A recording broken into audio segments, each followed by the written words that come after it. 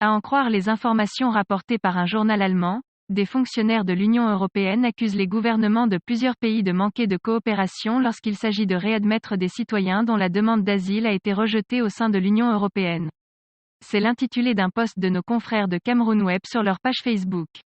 La suite, dans un instant. Abonnez-vous en activant la cloche de notification pour recevoir la primeur de nos futures publications. Voici les détails de leur post dans son intégralité. Il s'agit de 13 pays d'Afrique et du Moyen-Orient qui sont concernés par cette restriction. Selon le journal allemand Die Welt, les pays menacés par cette restriction de visa Schengen figurent sur une liste établie par la Commission européenne. La volonté des États de respecter le droit international et de reprendre les citoyens est inadéquate, apprend-on. La restriction s'applique en particulier aux demandeurs d'asile déboutés, précise le rapport. Une porte-parole de la Commission européenne a déclaré à l'agence de presse allemande dpa qu'il n'était pas possible de confirmer quel pays faisait l'objet d'un tel examen.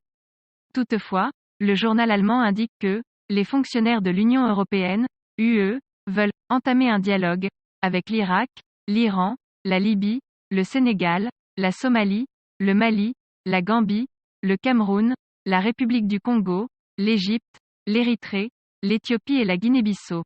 Indiquons néanmoins qu'en février dernier, la commissaire européenne aux affaires intérieures, Ylva Johansson a présenté une évaluation de la coopération avec 39 pays en matière de réadmission des demandeurs d'asile déboutés.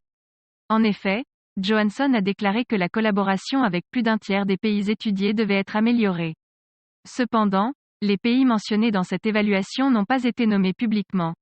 Johansson a déclaré qu'elle serait prête à proposer dès cet été, les États qui devraient faire l'objet de changements dans la politique des visas au cas où la coopération ne montre aucun signe d'amélioration. L'augmentation des frais de visa Schengen ou la suppression de la limite de 15 jours pour le traitement des demandes de visa, sont les options en instance. Veuillez prendre 3 secondes pour liker la vidéo et la partager. N'oubliez pas de vous abonner à la chaîne YouTube Camer TV Info, Cameroun Actu et sur le site www.camertv.info. À bientôt pour de nouvelles publications.